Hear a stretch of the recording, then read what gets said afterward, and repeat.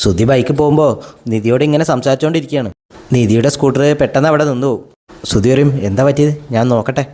2 ദിവസം മഴയൊക്കെ കൊണ്ടതല്ലേ, അതാവും വണ്ടി നിന്നു പോയത്. സുധി നോക്കിയിട്ടും വണ്ടി സ്റ്റാർട്ടാവുന്നില്ല. നിധി സമയം നോക്കുമ്പോൾ സുധി പറയും, എന്നെ വെയിറ്റ് ചെയ്യുന്ന പെൺകുട്ടിയെക്കുറിച്ച് ആലോചിച്ചിട്ടാണോ? അത് കുഴപ്പമില്ല, അവൾ ഭയങ്കര അണ്ടർസ്റ്റാൻഡിങ് ആണ്. നിധി പറയും, എനിക്ക് വൈകി. സുധി പറയും, ഇവിടെ അടുത്ത് തന്നെ ഹരീഷിൻ്റെ വർക്ക്ഷോപ്പ്, അവിടെ കൊണ്ടുപോയി ഒരു 5 മിനിറ്റിൻ്റെ പരിപാടിയേ ഉള്ളൂ. നിധി പറയും, ഞാൻ വല്ല ഓട്ടോയിൽ പോയിക്കോളാം. സുധി പറയും, 5 മിനിറ്റ് കഴിഞ്ഞാൽ തനിക്ക് വണ്ടിയിൽ തന്നെ പോകാലോ, വണ്ടി ഞാൻ തള്ളിക്കോളാം, താൻ എൻ്റെ കൂടെ വന്നാൽ മതി. സുധി വണ്ടി തള്ളുകയാണ്. നിധി സുധിയോടൊപ്പം നടക്കും.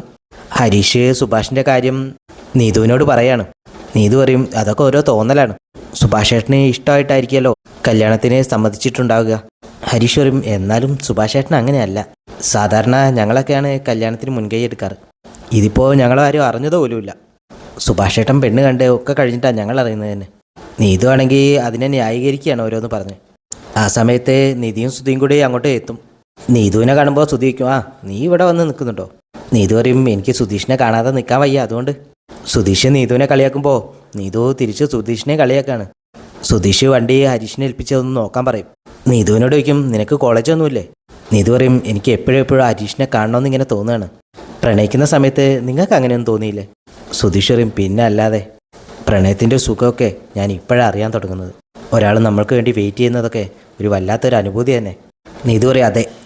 എന്നിട്ട് നീതു ബുക്കിൽ നിന്ന് കാണാതെ പഠിച്ച കുറച്ച് വാചകങ്ങൾ ഇങ്ങനെ പറയാണ്. പക്ഷേ ഇപ്പം ഞങ്ങളെ പ്രണയത്തെക്കുറിച്ചൊന്നും അല്ല കേട്ടോ സംസാരിച്ചത്, സുഭാഷേട്ടൻ്റെ കല്യാണക്കാര്യത്തെക്കുറിച്ചാണ്. നിധി പറയും, ഞങ്ങളും അതിനെക്കുറിച്ച് സംസാരിച്ച് വരികയായിരുന്നു. നീതു പറയും, നിങ്ങളിങ്ങനെ ടെൻഷൻ ആവാൻ വേണ്ടിയൊന്നുമില്ല, സുഭാഷേട്ടനെ ആ കല്യാണം ഇഷ്ടമായതുകൊണ്ടായിരിക്കുമല്ലോ അതിന് സമ്മതിച്ചിട്ടുണ്ടാവുക. സുധീഷ് പറയും, എന്നാലും അങ്ങനെ അല്ലല്ലോ, ആ കല്യാണത്തിന് എന്തെങ്കിലും പ്രശ്നങ്ങളുണ്ടോയെന്ന് പോലും അന്വേഷിക്കണ്ടേ? നീതു പറയും, ഇപ്പം ഇനി പ്രശ്നങ്ങളുണ്ടെങ്കിൽ തന്നെ എന്താ, കല്യാണം കഴിഞ്ഞിട്ട് പരിഹരിക്കണം, എല്ലാം പെർഫെക്റ്റ് ആയിട്ടൊന്നും നടക്കില്ലല്ലോ. സുധീഷ് പറയും, ആണോ?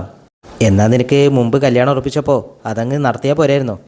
എന്നിട്ട് അതിലെ പ്രശ്നങ്ങളങ്ങ് പരിഹരിച്ചാൽ പോരായിരുന്നോ? നീതു പറയും, എനിക്ക് ഹരീഷുണ്ടല്ലോ, സുഭാഷേട്ടൻ അതുപോലെ അല്ലല്ലോ, സുഭാഷേട്ടൻ ആരും ഇല്ലല്ലോ. ഹരീഷ് വണ്ടി നന്നാക്കി കൊണ്ടുവരികയാണ്. നിധിയും സുധീഷും കൂടെ ആ വണ്ടിയിൽ കയറി പോവും. ഹരീഷയ്ക്കും, നീ എന്ത് വർത്താനോടി പറഞ്ഞ്? നീതു പറയും, ഞാനെന്ത് പറയാൻ, ഞാൻ പറഞ്ഞ കാര്യങ്ങളൊക്കെ സത്യമല്ലേ. ഹരീഷ് പറയും, നീ സ്വാർത്ഥയാണ്, നിനക്ക് നിൻ്റെ കാര്യങ്ങൾ മാത്രമേ ഉള്ളൂ, സുഭാഷേട്ടനെ എങ്ങനെയെങ്കിലും കല്യാണം കഴിപ്പിച്ച് നമ്മുടെ കാര്യം നടത്തണം നിനക്ക്. പക്ഷേ എനിക്കങ്ങനെയല്ല, സുഭാഷേട്ടനെ അങ്ങനെ എങ്ങനെയെങ്കിലും ഒന്ന് കല്യാണം കഴിപ്പിച്ചാൽ പോരാ, എനിക്ക് സുഭാഷേട്ടൻ്റെ ജീവിതം എനിക്ക് പ്രധാനമാണ്. നീതു പറയും, ഇപ്പം നീയാ സ്വാർത്ഥമായിട്ട് സംസാരിക്കുന്നത്. ഹരീഷ് പറയും, എന്നെ അറിയുന്ന ആരും അങ്ങനെ പറയില്ല. നീതു വഴക്കിടാൻ നോക്കുമ്പോൾ ഹരീഷ് അവളോട് അവിടുന്ന് പോകാൻ പറയാണ്. പണി സൈറ്റിൽ ഭക്ഷണമൊക്കെ കഴിഞ്ഞ് സുഭാഷ് അവിടെ കിടക്കുകയാണ്. ആ സമയത്ത് സുധീഷ് അങ്ങോട്ട് വരും. സുധീഷ് വരും, സുഭാഷേട്ടാ വിശ്രമത്തിലാണോ? കുറച്ചങ്ങ് നീങ്ങി കിടക്കുന്നു പറഞ്ഞിട്ട് സുധീഷ് അവിടെ ഇരിക്കുകയാണ്. സുധീഷ് സുഭാഷിനോട് വയ്ക്കും, സുഭാഷേട്ടാ സത്യം പറ, സുഭാഷേട്ടനെ ഇഷ്ടമായിട്ടാണോ ആ കല്യാണത്തിൽ സംബന്ധിച്ചത്?